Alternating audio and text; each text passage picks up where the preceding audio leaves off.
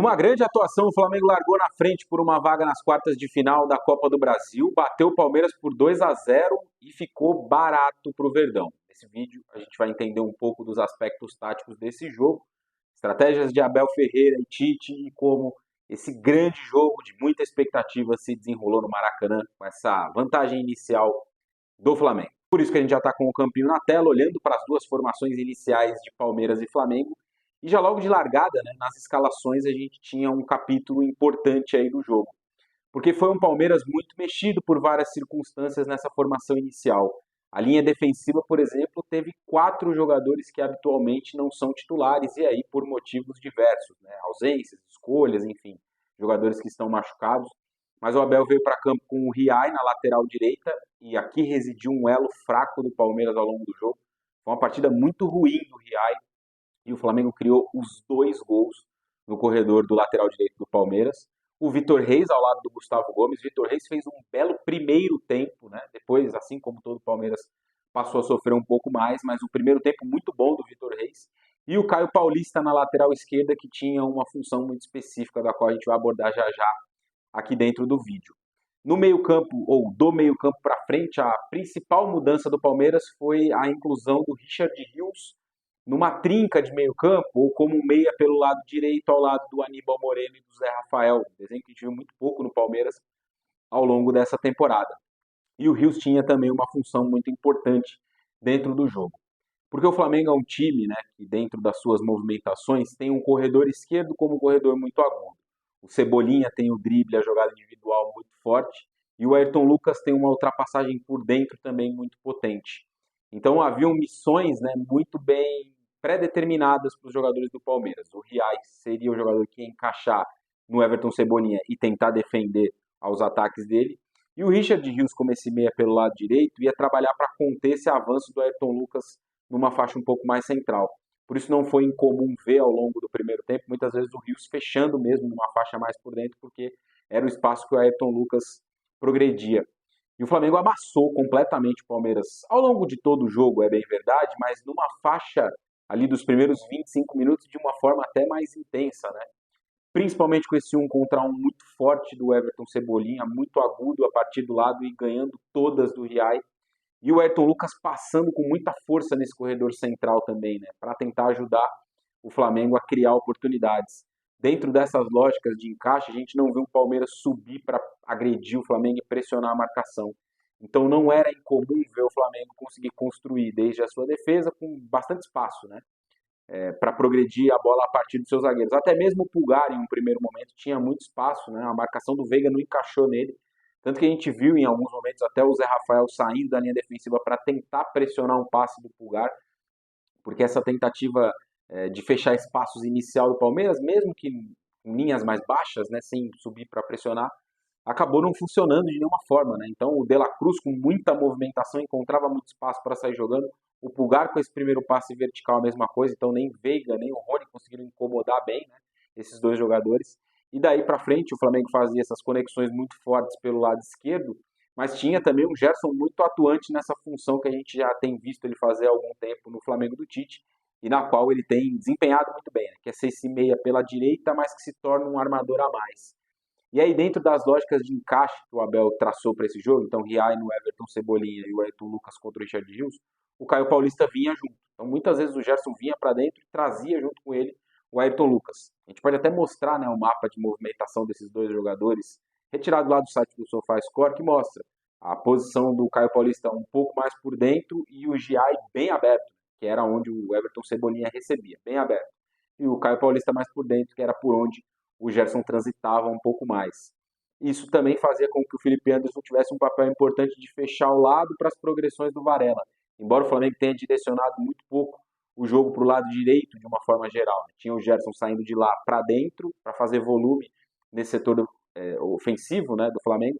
E até por isso o Aníbal teve que ficar muito preso nessa função à frente da defesa para se revezar num combate ao Arrascaeta, ao Gerson, ao próprio De La Cruz, que se projetava. O Flamengo tem muito volume por dentro.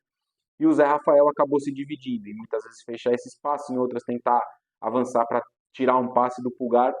O Palmeiras se repartiu muitas vezes ao longo do primeiro tempo de uma forma geral, e com isso foi vendo, né, o Flamengo volumar e criar muitas oportunidades. Esse panorama muda um pouco a partir do momento que o Cebolinha sai lesionado. O Cebolinha sai lesionado, veio o Luiz Araújo, que mais adiante acaba sendo o personagem que decide o jogo, mas em um primeiro momento o Flamengo perdeu aquela agressividade que ele tinha pelo lado esquerdo, porque o Luiz Araújo também é um jogador canhoto, né? Não tem a mesma característica do Cebolinha de fazer essa diagonal, embora, repito, os 2 gols tenham mostrado isso, mas num primeiro momento o Flamengo não conseguiu encontrar muito o seu jogo nesse sentido. O Palmeiras controla ali os 10 minutos finais da primeira parte e vai para o vestiário com um 0-0, com uma sensação de sobreviver.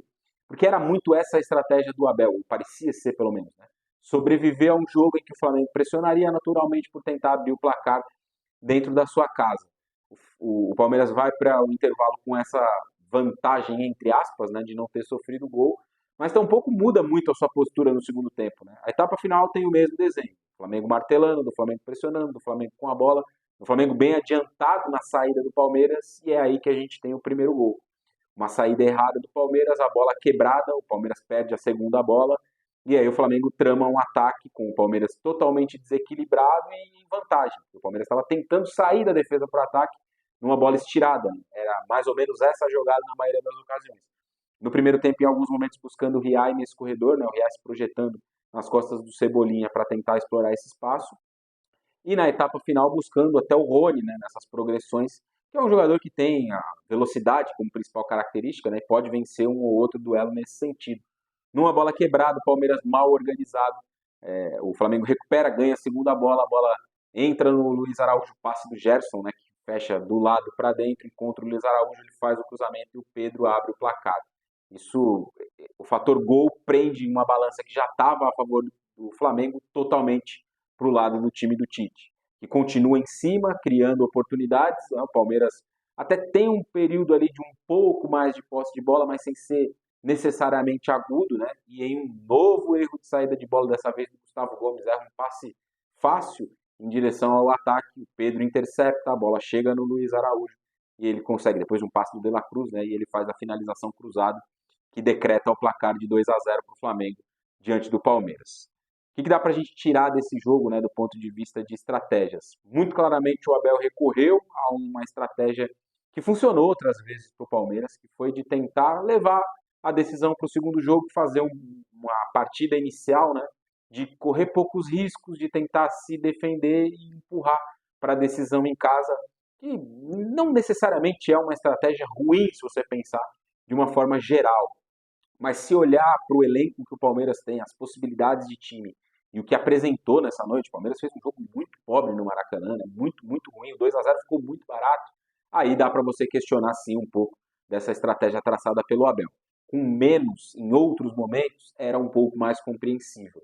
Dessa vez, com a fartura de elenco, mesmo com desfalques que o Palmeiras tem, mas com a fartura de características de jogadores que tem, passar tanto tempo tentando defender um 0-0 me pareceu uma estratégia que fazia pouco sentido. O jogo até poderia ter acabado 0-0, que o Palmeiras, apesar de cumprir a sua missão, teria corrido muitos riscos no Maracanã. Do outro lado, a gente vê um Flamengo que vai atingindo um bom nível de jogo mais uma vez, né? Teve aquela turbulência da Copa América, vencendo, mas muito remendado, né? Voltou e sem jogar tão bem assim. Encaixou um jogo seguro domingo. Hoje fez uma partida espetacular, uma das melhores do Flamengo na temporada. Corredor esquerdo muito forte. De La Cruz muito bem à frente da zaga, né? Como o cara que dá uma dinâmica toda especial à saída de bola. O Gerson, melhor jogador do time na temporada, um dos melhores meio-campistas do país nesse momento, fazendo um jogo estupendo mais uma vez. Pedro marcando a diferença na referência com seus gols. O Arrascaeta com boas movimentações, embora não tenha sido necessariamente decisivo com gol ou passe nesse sentido. Teve boas movimentações, apesar de um pouco mais discreto. O Flamengo vai encontrando aí uma fórmula mais próxima da ideal e que possa potencializar todos os seus jogadores. O segundo jogo promete grandes emoções e um Palmeiras que vai ter que remar muito para conseguir uma virada, com uma estratégia completamente diferente, sem dúvida, do Abel Ferreira. Se você chegou até aqui, quero pedir para você curtir o vídeo, se inscrever no canal, ativar as notificações, deixar sua opinião aqui embaixo nos comentários, curtir o vídeo, se inscrever no canal e comentar é muito importante para o nosso trabalho, né? Faz com que o YouTube reconheça que esse vídeo aqui tem relevância e possa, com isso, fazer com que ele chegue a mais pessoas. Vou ficando por aqui com mais uma análise no canal do Taticamente Falando. Valeu!